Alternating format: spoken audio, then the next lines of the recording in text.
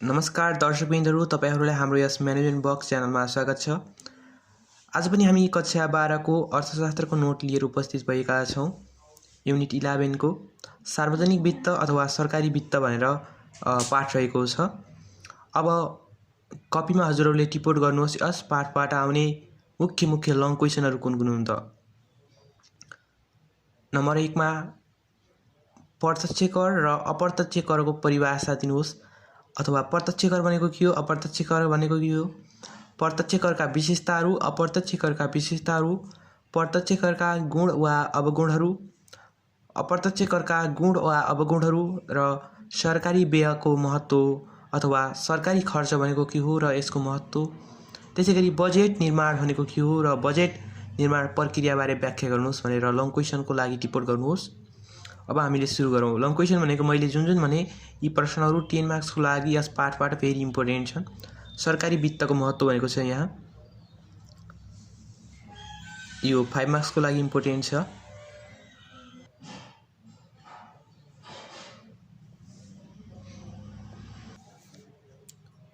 यहाँ हामीले देख्न सक्छौं सरकारी खर्च 10 मार्क्स को लागि भेरी इम्पोर्टेन्ट क्वेशन। सरकारी व्यय भनेको के हो र सरकारी व्ययको महत्त्व भनेर आउन सक्छ। यो भनेको व्यय भनेको र खर्च भनेको एउटै हो, एक्सपेन्डिचर भन्नु र व्यय भन्नु एउटै हो। भनेको सरकारी खर्च भनेको के हो भन्नेको आउन सक्छ र यसको महत्त्वलाई स्पष्ट पार्नुहोस् भनेर आउने गर्छ। हामीले थोरै यसको 2-3 लाइन हामीले सुरुमा सरकारी खर्च भनेको के हो भनेर लेख्ने छौं भने त्यसैगरी सरकारी खर्चको महत्त्वलाई चाहिँ हामीले पोइन्ट वाइज लेखेर त्यो पोइन्टहरुको व्याख्या गर्ने छौं। यस नोटमा चाहिँ हामीले हजुरलाई व्याख्या गरेका छैनौं, यो एकदम इजी छ, हजुरले पनि व्याख्या गर्न सक्नुहुनेछ। अब हेरौं सरकारी खर्च भनेको के हो। सरकारी खर्च भनेको कुनै पनि देशका नागरिकहरूको सामाजिक तथा आर्थिक कल्याणका साथै शान्ति सुरक्षा प्रदान गर्न र देशको समग्र विकास गर्न उक्त देशको सरकार र सरकारका विभिन्न निकायहरूले गर्ने खर्चलाई सरकारी खर्च भनिन्छ। हामी सरकारी खर्चको महत्त्व भनेको शान्ति सुरक्षा कायम गर्न, सामाजिक तथा आर्थिक पूर्वाधारहरूमा लगानी गर्न, प्राकृतिक स्रोत र साधनहरूको सदुपयोग गर्न, कृषि र उद्योगको विकास गर्न, अनुदान तथा आर्थिक सहयोग गर्न, प्रशासनिक सेवाहरू प्रदान गर्न, सन्तुलित विकास गर्न, आत्मनिर्भरता चाहिँ छ। अर्को भनेको अन्य खर्चमा चाहिँ हामीले हेर्न सक्छौं वृद्ध भत्ताहरू हुन्छ, त्यसैगरी रोजगार हुन्छ, त्यसै अपाङ्ग भत्ताहरू हुन्छ। यो भनेको सरकारी खर्चको महत्त्व। सरकारी खर्च भनेको के हो र सरकारी खर्चको महत्त्व भनेको 10 मार्क्स को लागि इम्पोर्टेन्ट प्रश्न। यो चाहिँ छ नेपालमा सरकारी खर्चको वर्गीकरण। भनेको नेपालमा सरकारी खर्च कति प्रकारका छन् भनेको र यी सरकारी खर्चहरू कुन ठाउँमा खर्च हुन्छ भन्ने यहाँ जनाइएको छ। एउटा भनेको चालु खर्च छ। चालु खर्च भनेको सरकारद्वारा विभिन्न सरकारी निकायहरूमा काम गर्ने कर्मचारीहरूको तलब भत्ता, न्याय प्रशासन, सामान्य सुरक्षा, विभिन्न संवैधानिक अंगहरूको लागि गरिने नियमित खर्चलाई हामीले चालु खर्चको रूपमा हेर्न सक्छौं। चालु खर्चमा आएको बजेट कुनै पनि विकास निर्माणका कार्यहरूमा लगानी हुँदैन भन्ने हजुरले बुझ्नुहोस्। चालु खर्च भनेको सरकारी कर्मचारीहरूको तलब भत्ताहरू, न्याय प्रशासनहरूमा चाहिँ लाग्ने गर्छ। यो चाहिँ हजुरहरूले बुझ्नको लागि एकदम इम्पोर्टेन्ट छ भने एक्जाममा चाहिँ आउने छैन। बुझ्न एकदम हजुरले यो बुझ्नुपर्ने छ। अर्थशास्त्र पढ्ने विद्यार्थीले सरकारी खर्चहरू कुन ठाउँमा हुन्छ, कसरी सरकारले आफ्नो ट्याक्सहरू प्राप्त गर्दछ, सरकारमा बजेट कसरी निर्धारण गरिन्छ भन्दा जस्ता यी यथार्थ कुराहरूलाई हजुरले एकदम बुझ्नुपर्ने छ अर्थशास्त्र पढ्ने विद्यार्थी भएको नाताले। चालु खर्चपछि पुँजीगत खर्च दोस्रो भनेको, यो भनेको यसलाई हामीले विकास खर्च पनि भन्न सक्छौं। बल्ल यो विकास खर्च अथवा पुँजीगत खर्च भनेको सरकारले पुँजीगत पूर्वाधारहरूको विकासका लागि गर्ने खर्च भनेको जस्तै बाटो, भवन, त्यसैगरी सडकहरू बनाउने, त्यसैगरी खानेपानीहरू, स्वास्थ्यहरूका लागि, शिक्षाका लागि गर्ने खर्च भनेको बल्ल पुँजीगत खर्चमा पर्ने गर्दछ। नेपालको चाहिँ चालु खर्च र पुँजीगत खर्च हजुरले निहाल्नु भयो भने कति खर्च हुने रहेछ पुँजीगतमा र कति खर्च हुने रहेछ चालु खर्चमा, देश विकास हुन नसक्नुका कारणहरू के रहेछन् भनेर हजुरले बजेटबाट निहाल्न सक्नुहुनेछ। त्यसैगरी पुँजीगत खर्चका शीर्षकहरू पनि यहाँभन्दा अगाडि देखाएका हामीले 11 वटा हुन्। त्यहाँ भएको 10 नम्बरमा चाहिँ हजुरहरूले ऋण तथा लगानी भनेर लेख्नु होला। यो चाहिँ त्यति इम्पोर्टेन्ट छैन।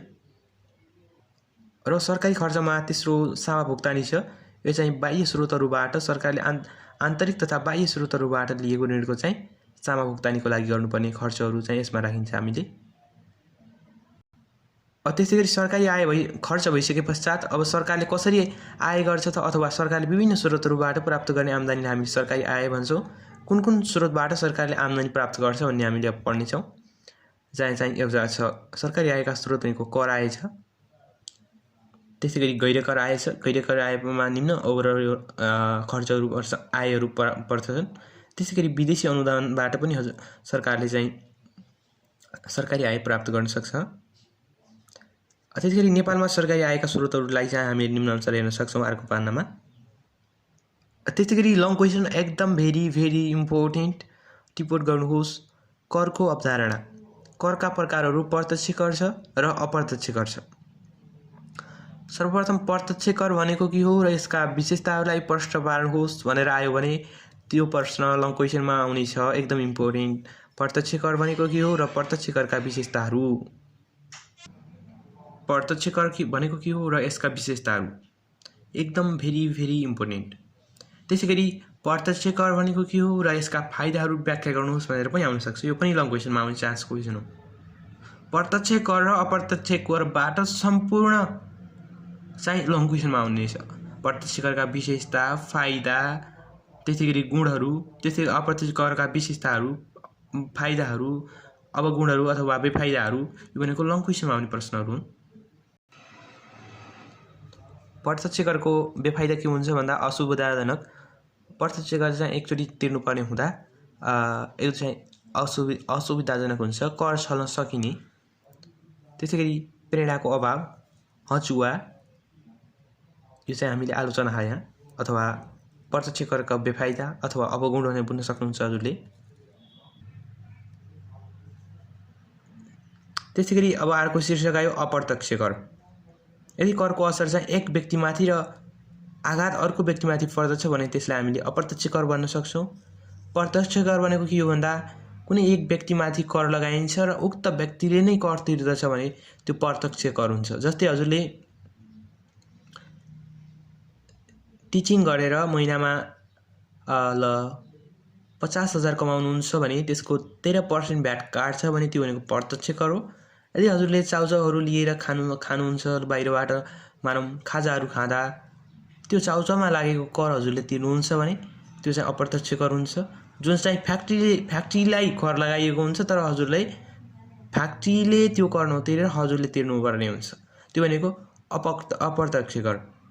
यहाँ भनेको छ यदि करको असर एक व्यक्तिमाथि र आघात अर्को व्यक्तिमाथि पर्दछ भने त्यसलाई अप्रत्यक्ष कर भनिन्छ।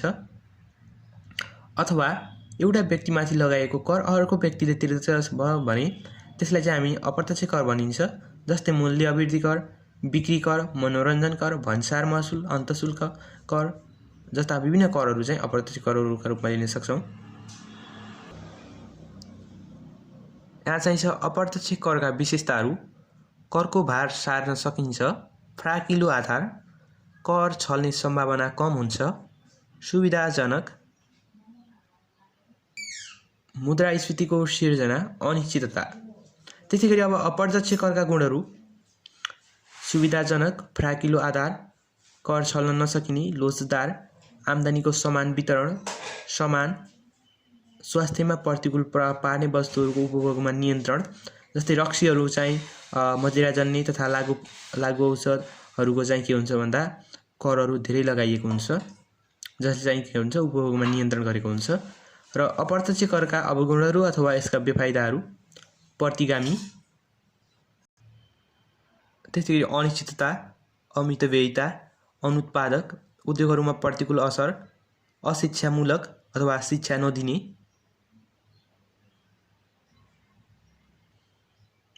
मुद्रास्फीतिको प्रभाव। त्यसैगरी समानुपातिक कर भनेको के हो भनेको छ। समानुपातिक कर भनेर फेरि सर्ट क्वेसनमा पनि आउन सक्छ। त्यसैगरी सरकारी बजेट। सरकारी बजेट टपिक देख्दा बित्तिकै हजुरले लङ क्वेसनको लागि अध्ययन गरिहाल्नुहोस्। सरकारी बजेट भनेको के हो? सरकारी बजेट भनेको सरकारले वार्षिक रूपमा प्रस्तुत गर्ने आय तथा व्ययको पूर्व विवरण सरकारी बजेट हो, जसमा सरकारले आर्थिक वर्षको अवधिभित्र विभिन्न शीर्षक अन्तर्गत चाहिँ गरिने खर्च तथा त्यसको खर्चका लागि विभिन्न स्रोतहरूबाट प्राप्त गर्ने आम्दानीको लेखाजोखा गर्ने गर्दछ।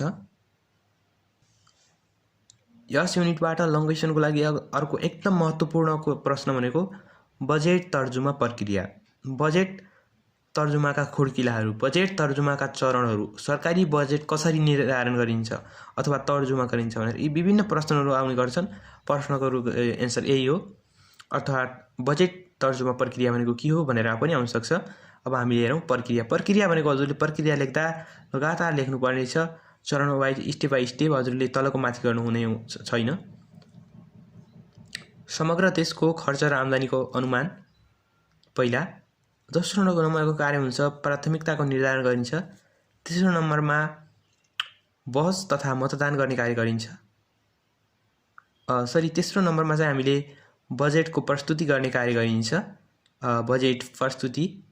त्यसैगरी चौथो नम्बरमा चाहिँ बहस तथा मतदान गर्ने कार्य गरिन्छ। बहस तथा मतदानपछि कार्यान्वयन गर्ने कार्य हुन्छ। त्यसपछि हामीले लेखा परीक्षण गर्छौँ। सदनबाट स्वीकृत बजेट चाहिँ सम्बन्धित शीर्षकमा तोकिएको समयमा सही किसिमले खर्च भएको छ कि छैन भनेर हामीले महालेखा परीक्षक विभागले मूल्याङ्कन गर्ने कार्य गरिन्छ लेखा परीक्षणमा। त्यसैगरी सरकारी बजेटका विषयवस्तु, सरकारी बजेटमा के सामेल हुन्छन् त भन्ने हामीले हेर्न सक्छौँ। अघिल्लो आर्थिक वर्षको खर्च र आम्दानीको यथार्थ विवरण जस्तै यदि 4वटा पोइन्टहरू छन्। त्यसैगरी प्रगतिशील कर भनेको के हो भनेर पनि आउन सक्छ सर्ट क्वेसनमा, अथवा भेरी सर्ट क्वेसनमा पनि आउने गर्छ। प्रगतिशील कर भन्नाले के बुझ्नुहुन्छ भनेर आउन सक्छ, यो पनि अध्ययन गर्नुहोस्। नर्मल प्रगतिशील कर भन्नाले आम्दानीमा वृद्धि हुँदा करको दायरामा वृद्धि हुने भन्ने बुझ्नुभयो भने सजिलो हुनेछ। त्यसैगरी प्रतिगामी कर भनेको छ, प्रतिगामी कर भनेको उत्पादनमा जति जति हजुरले वृद्धि गर्दै जानुहुन्छ करको दर चाहिँ त्यति घट्दै जान्छ भने त्यस्तो करलाई चाहिँ प्रतिगामी कर भनिन्छ। त्यसैगरी अर्को छ उद्योगगामी कर।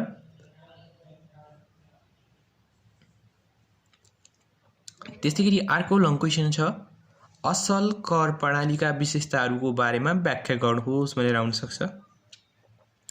असल कर प्रणालीका विशेषताहरूको व्याख्या गर्नुहोस् लङ क्वेसनमा। समानताको सिद्धान्त, त्यसैगरी निश्चितताको सिद्धान्त,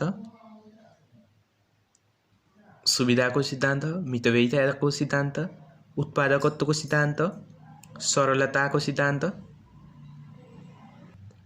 त्यस्तै लोचको सिद्धान्त, विविधताको सिद्धान्त, एकरूपताको सिद्धान्त। यसरी चाहिँ हामीले असल कर प्रणालीका विशेषताहरू पनि हेऱ्यौँ। अब छ सरकारी ऋण। सरकारी ऋण भनेको कुनै पनि देशको चाहिँ सरकारले आम्दानी नपुग भएको अवस्थामा चाहिँ विभिन्न शीर्षकहरू अन्तर्गतका खर्चहरू पुरा गर्नको लागि चाहिँ देशभित्र अथवा विदेशबाट ऋण लिने कार्य गर्दछ। त्यसलाई चाहिँ हामीले सरकारी ऋण भन्न सक्छौँ। अब छ सरकारी ऋणका उद्देश्यहरू। सरकारी ऋणका उद्देश्यलाई हामीले व्याख्या गर्न सक्छौँ। विकास योजनाहरू सञ्चालन गर्न, बजेट घाटा पुरा गर्न, युद्धको खर्च जुटाउन, आर्थिक मन्दी नियन्त्रण गर्न, मुद्रास्फीति नियन्त्रण गर्न। त्यसैगरी सरकारी ऋणका स्रोतहरू, सरकारले कुन कुन क्षेत्रबाट ऋण प्राप्त गर्दछ? आन्तरिक स्रोतबाट। सरकारी ऋणका स्रोत भनेको एउटा आन्तरिक स्रोत छ र अर्को बाह्य स्रोत छ। आन्तरिक स्रोतमा चाहिँ सरकारले बजार ऋण भनेको सरकारले सरकारी सेक्युरिटीहरू, बोन्डहरू तथा ट्रेजरी बिलहरू, बिल अफ एक्सचेन्ज है, यो चाहिँ बजारमा चाहिँ बिक्री गरेर प्राप्त गर्ने ऋण भनेको बजार ऋण हो। यसमा सरकारले चाहिँ आकर्षक ब्याज प्रदान गर्दछ। त्यसैगरी गैर बजार ऋण, सरकारले सरकारी सेक्युरिटीहरू बजारमा बिक्री नगरिकन पुँजी ऋणमा लिन्छ भने त्यस्तो ऋणलाई चाहिँ हामीले गैर बजार ऋण भन्न सक्छौँ। त्यसैगरी सार्वजनिक क्षेत्र, सरकारले नै स्थापना गरेका विभिन्न संस्थाहरू जस्तै बीमा कम्पनी, कृषि विकास बैङ्क, ग्रामीण विकास बैङ्क आदिबाट लिइने ऋण चाहिँ सार्वजनिक क्षेत्रबाट लिइने ऋण अन्तर्गत पर्दछ। त्यसैगरी निजी क्षेत्र, निजी क्षेत्र अन्तर्गत वाणिज्य बैङ्कहरू, विकास बैङ्कहरू, वित्तीय कम्पनीहरू, त्यसैगरी सहकारी संस्थाहरू अथवा बीमा कम्पनीहरूबाट सरकारले लिने ऋणलाई चाहिँ हामी निजी क्षेत्रबाट लिने ऋण भन्न सक्छौँ। त्यसैगरी बाह्य स्रोतहरू छ। बाह्य स्रोतमा विदेशी सरकार अथवा विदेश सङ्घबाट लिने ऋण र अन्तर्राष्ट्रिय सङ्घ संस्था भनेको अन्तर्राष्ट्रिय विभिन्न सङ्घ संस्था, युएनओहरू, तथा विभिन्न अन्तर्राष्ट्रिय कोषहरू आर्थिक कोषहरूबाट ऋणलाई हामी सरकारी ऋणका स्रोतका रूपमा प्रस्तुत गर्न सक्छौँ। यस पाठमा हामीले यति नै अध्ययन गर्छौँ। त्यस्तै अब आउने पाठ युनिट 12 अन्तर्राष्ट्रिय व्यापारको पनि यसै च्यानलमा भिडियो छ। हजुरले भिडियो हेर्नुहोला, भिडियो आउँदैछ। र विभिन्न प्रकारका अर्थशास्त्र, एकाउन्ट तथा अङ्ग्रेजी सम्बन्धी कक्षा 12 का भिडियोहरू प्राप्त गर्नको लागि हजुरले हाम्रो च्यानललाई सब्स्क्राइब गर्नुहोला र भिडियो साथीहरूमा सेयर गर्नुहोला, भिडियो लाइक गर्नुहोला र भिडियो कस्तो लाग्यो कमेन्ट गर्नु नभुल्नुहोला भन्दै म यस भिडियोबाट बिदा हुन्छु। नमस्कार।